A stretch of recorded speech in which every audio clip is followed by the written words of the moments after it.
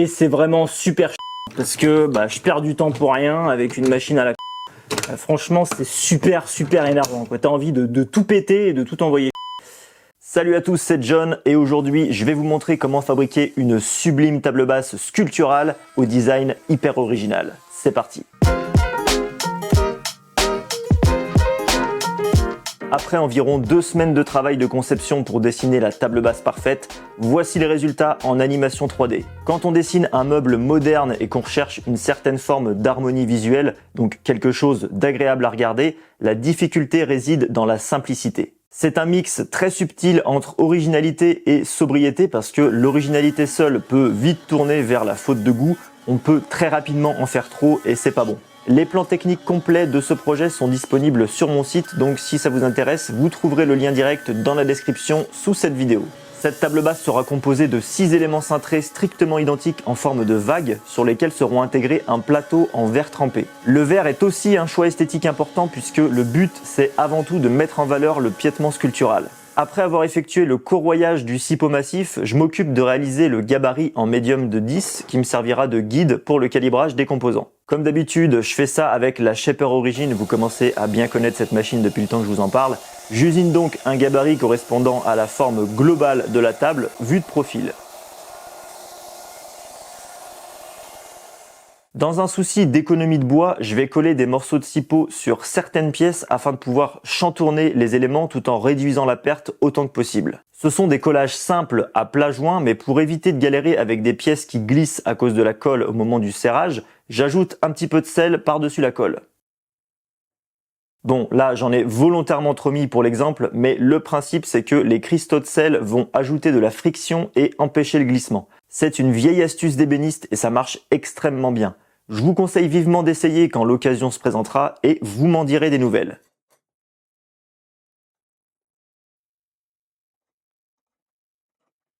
Une fois tous ces collages faits, je m'attaque aux coupes d'onglets pour pouvoir assembler le reste des éléments, sachant qu'il y a 3 éléments par composant et 6 composants au total pour cette table basse. Le processus de fabrication est très similaire à celui des fauteuils modernes qu'on a fait il y a quelques semaines. Je vous remets d'ailleurs le lien de la vidéo en question dans la description si vous ne l'avez pas encore vu.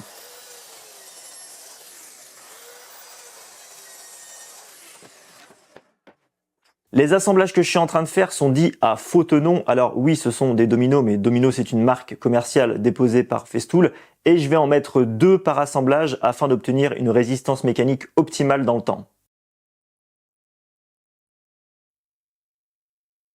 Comme vous le voyez ici, j'ai collé des morceaux de papier abrasif sur des cales que je vais ensuite placer de chaque côté des éléments afin de créer des points d'ancrage pour pouvoir serrer correctement les assemblages. Vu la complexité de la forme qu'on réalise, c'est de loin la meilleure solution pour ne pas avoir de problème. Et pour le collage, j'utilise le même produit que pour le reste du salon de jardin, à savoir une colle de classe D4, donc 100% étanche. Je profite de cette vidéo pour vous prévenir que ma formation Apprendre l'ébénisterie va rouvrir ses portes à la rentrée de septembre, comme chaque année.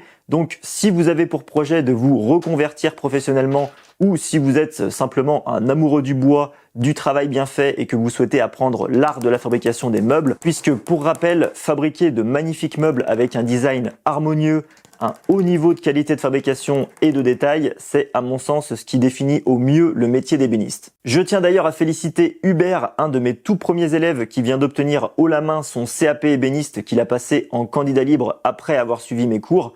C'est bien la preuve qu'on peut valider un diplôme reconnu par l'État avec une formation en ligne de qualité et un peu d'autodiscipline. N'en déplaise à certains qui se permettent de remettre en cause ma légitimité à former des gens par jalousie ou que sais-je, que les choses soient bien claires. J'ai fait 5 années d'études en ébénisterie, je suis multidiplômé, je connais mon métier, donc je suis légitime et qualifié pour former des débutants ou des amateurs. Point, il n'y a pas de débat. Est-ce que je suis le meilleur pour autant? Évidemment que non, et bien prétentieux celui qui affirmerait le contraire. On apprend constamment et on doit impérativement se remettre en question pendant toute sa carrière, c'est un fait. Des formateurs incompétents, il y en a partout et même dans les lycées professionnels. Et c'est pas une raison pour tous les mettre dans le même panier. De même qu'il y a aussi des artisans incompétents, faut pas pour autant oublier ceux qui sont bons, qui aiment profondément leur métier et qui se bougent pour le faire rayonner. Ceci étant dit, vous trouverez toutes les infos complémentaires directement sur mon site astucedesign.com ou via le lien en description. Qu'est-ce qui se passe ? passe encore? Qu'est-ce qui se passe encore? J'ai un problème avec ma défonceuse sous table. C'est pas la première fois que ça me le fait, mais là, je prends le temps de vous l'expliquer parce que c'est vraiment un enfer. En fait, quand je tourne, déjà, ça force à mort pour la remonter. Elle se bloque pas, ou alors elle se bloque une fois sur deux pour pouvoir dévisser ou visser la broche et pouvoir mettre ou enlever une fraise. Le modèle que j'utilise, donc c'est la Triton TRA001. Je crois que c'est comme ça la référence. C'est le plus gros modèle de 1400 watts. Et franchement, c'est un enfer. Alors, je sais pas si certains d'entre vous possèdent cette machine. Peut-être que je suis le seul qui a un problème avec cette machine, mais c'est pas la première fois que ça me fait le coup. Ça avait commencé sur la fabrication des fauteuils modernes et c'est vraiment super chiant parce que je perds du temps pour rien avec une machine à la con. Franchement, c'est super énervant, quoi. T'as envie de tout péter et de tout envoyer chier. Voilà, donc des fois je me dis en fait pour avoir une machine qui fonctionne et qui soit fiable, en fait faut acheter une Festool à 2000 €, quoi. C'est la seule solution ou comment ça se passe en fait? C'est vraiment un truc de malade, c'est un truc de fou. Donc là on est en dessous, vous voyez quand je serre, ça s'écarte, on voit les ressorts à travers et ça revient comme ça. Voilà, à chaque tour ça fait ça, quoi. Franchement, ça me rend dingue. Là par exemple, je suis relevé au maximum, donc a priori l'arbre il semble bloqué, mais dès que j'essaye de serrer ou de desserrer, il se passe rien, quoi. Ça fait un cran, mais je peux pas serrer, je peux pas desserrer, donc c'est super, c'est génial. Franchement, on adore, on adore. Donc voilà où j'en suis. C'est cool de dire quand ça va bien et c'est aussi intéressant de dire quand ça va pas, et aujourd'hui ça va pas du tout. Donc voilà, c'est d'autant plus énervant que je mets un point d'honneur à essayer d'acheter du matériel de qualité. Je préfère attendre si j'ai pas le budget, mais pas acheter une merde pour justement éviter d'avoir ce genre de problème. Je pensais que Triton c'était une marque sérieuse, même si c'est pas une marque ultra pro, c'est quand même une marque amateur plus. Donc voilà, pour mon utilisation, et je pensais que ça allait suffire. Et c'est surtout le seul modèle qui est compatible avec ma défonceuse sous table, c'est la CMT Industrio. Donc voilà, ce qui fait qu'en fait, je suis quasiment bloqué parce que si je veux changer, soit je dois changer à neuf, reprendre le même modèle et risquer d'avoir les mêmes emmerdes dans le futur, ou alors il faut que je change de défonceuse et partir sur un modèle ultra pro, genre la Festool OF 2200, mais c'est un modèle qui coûte, je crois, dans les 2000 €. Et voilà, j'ai pas 2000 € à mettre dans une défonceuse sous table tout de suite là. Surtout avec mon investissement de la scie à format qui va arriver bientôt. C'est pas vraiment le bon moment, si vous voyez ce que je veux dire. Donc c'est compliqué, c'est compliqué. Et changer de défonceuse implique de changer le meuble de défonceuse sous table ou à minima la plaque, en priant pour trouver une plaque qui soit exactement aux mêmes dimensions et à la même épaisseur pour pouvoir s'adapter sur ce meuble-là, ce qui n'est pas du tout garanti. Quoi qu'il en soit, je vais devoir terminer cette table basse avec le matos dont je dispose, donc j'espère que je vais pouvoir réussir à continuer à travailler, du moins à finir ce projet-là avec cette machine-là sans être trop embêté. Puis on verra ça par la suite, quoi. Donc allez, on lâche rien et on continue. Après avoir bataillé pendant 10 minutes, j'ai quand même pu changer de fraise et terminer le calibrage de mes composants, puis enchaîner avec l'usinage des carderons sur les entretoises qui permettront le collage de tous les éléments de la table. Ces dernières seront encastrées à 15 mm de profondeur. Je vais donc fraiser des mortaises à la Shaper Origin. Sachez que cette étape peut aussi être réalisée avec un simple gabarit en utilisant une défonceuse classique munie soit d'une bague à copier avec une fraise droite ou encore avec une fraise à copier à roulement supérieur.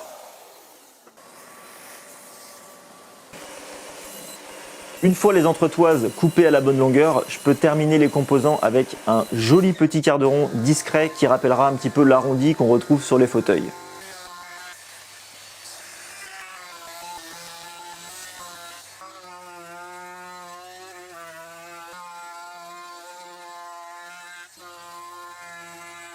La dernière étape délicate, c'est la réalisation des feuillures qui permettront au verre de s'encastrer parfaitement sur le piétement de la table. J'ai décidé de les faire en deux temps. Dans un premier temps, j'usine une rainure correspondant aux extrémités des feuillures, donc de chaque côté. Et dans un second temps, j'utilise ma défonceuse avec un jeu de cale parfaitement de niveau pour surfacer le reste proprement, un petit peu à la manière d'un router sled. En usinant tous les composants simultanément, on s'assure aussi qu'ils soient tous parfaitement identiques. C'est simple, c'est efficace et je trouve que c'est la meilleure solution dans ce cas précis vu qu'on n'a quasiment aucune surface de référence. Tout est courbe, donc on n'a pas 36 possibilités. C'est aussi ça qui est hyper stimulant avec ce genre de projet parce qu'on est forcé de se creuser la tête pour trouver les meilleurs process de fabrication, les meilleures solutions. C'est ce qu'on appelle communément sortir de sa zone de confort et je vous garantis que vous accumulerez infiniment plus d'expérience en procédant de la sorte.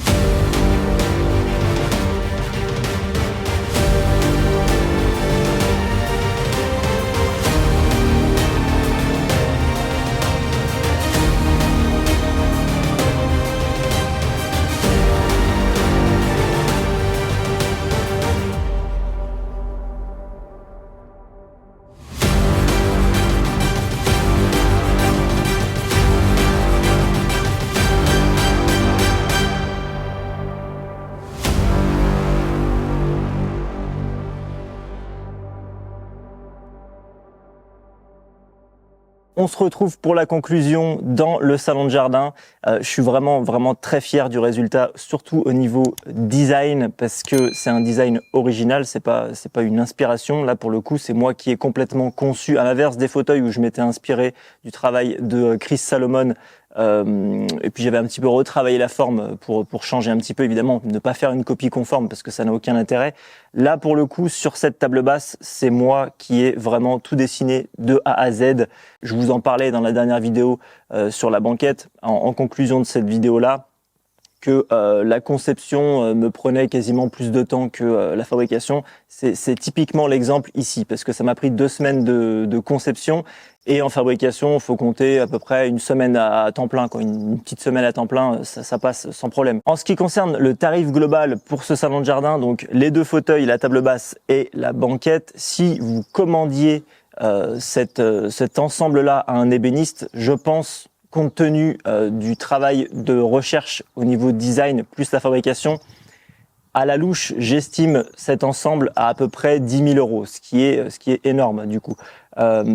Forcément, puisqu'il y a vraiment une grosse recherche au niveau design, donc pas sur la banquette parce qu'elle est tout à fait classique, mais les fauteuils et la table basse, c'est pas quelque chose qu'on croit dans toutes les maisons.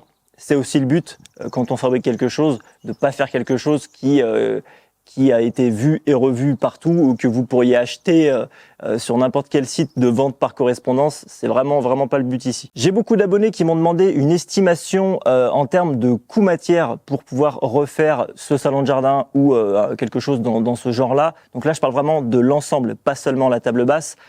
Je dirais à la louche, j'ai plus les tarifs exacts en tête, faudrait que je reprenne la facture de ma scierie, mais on doit être à peu près sur du Cipo, là sur l'ensemble, à peu près je dirais à 400 € à la louche. Peut-être que je me trompe, mais on doit être à peu près dans ces eaux-là.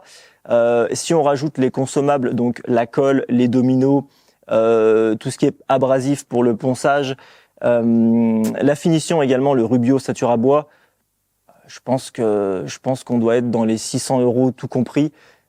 Donc voilà, on est quand même sur un tarif qui est très abordable. Forcément, vu qu'on le fait nous-mêmes, ça n'a absolument rien à voir que si on achetait un truc tout fait. Je vous rappelle également que si vous souhaitez apprendre l'ébénisterie, du moins les bases de l'ébénisterie moderne, ma formation Apprendre l'ébénisterie va rouvrir les portes à la rentrée prochaine. Alors, je connais pas les dates exactes, mais ça sera certainement entre mi-septembre et tout début octobre.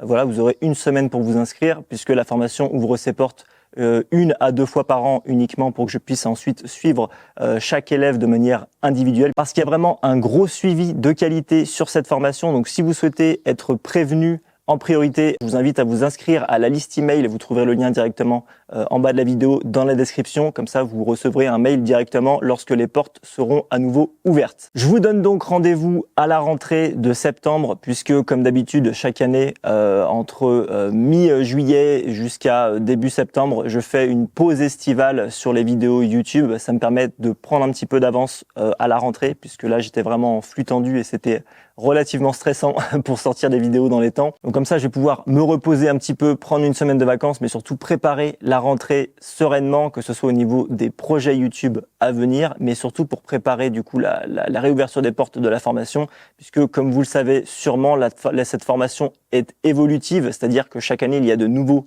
ajouts, que ce soit soit des leçons, des exercices, mais surtout des projets pas à pas supplémentaires. Ça, c'est quelque chose qui est assez inédit dans ce genre de formation sur le bois. Je pense être le seul à faire ça d'ailleurs. Et concernant les projets YouTube, c'est pareil. Moi, ce que j'aime faire avant tout, c'est faire des réalisations, me challenger. C'est ce qui me fait évoluer également. Ça m'apprend des choses plutôt que de faire que des vidéos tuto parce que c'est vraiment pas intéressant.